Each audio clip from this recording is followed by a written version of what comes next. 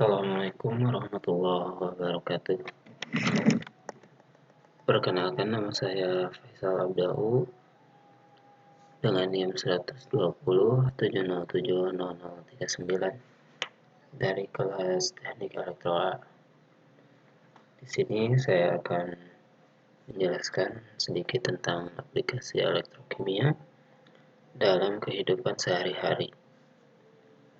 Pertama-tama, elektrokimia itu sendiri adalah cabang ilmu kimia fisik yang mempelajari aspek kelistrikan dari reaksi kimia. Elemen yang digunakan dalam reaksi elektrokimia dikarakteristikan dengan banyaknya elektron yang dimiliki.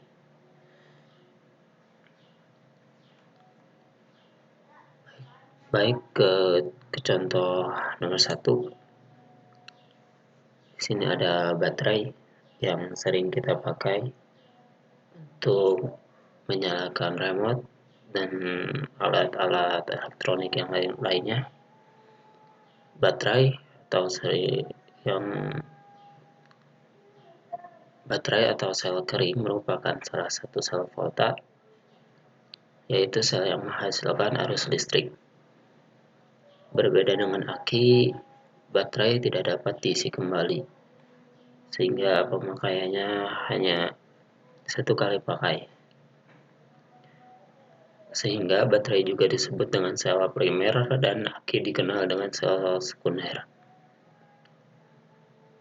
Baterai disusun oleh seng sebagai anoda dan grafit dalam elektrolit MnO2, NH4Cl, dan air bertindak sebagai katoda. Yang kedua, elektrokimia juga berperan dalam proses penyubuhan.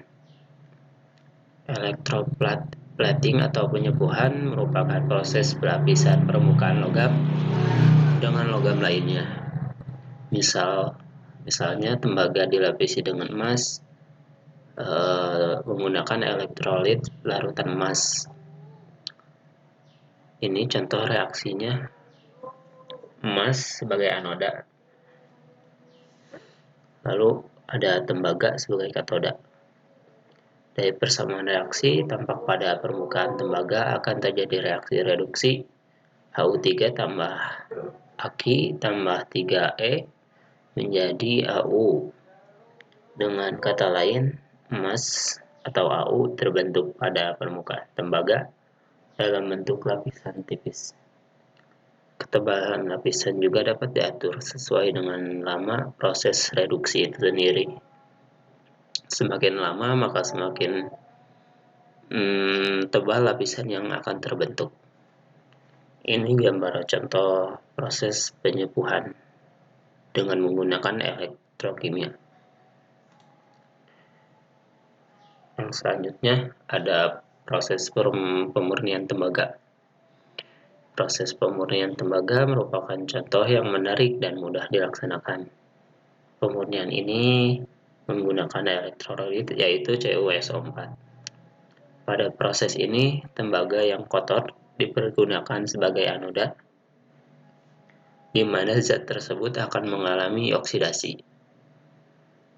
Reaksi oksidasi ini akan melarutkan tembaga menjadi Cu2+.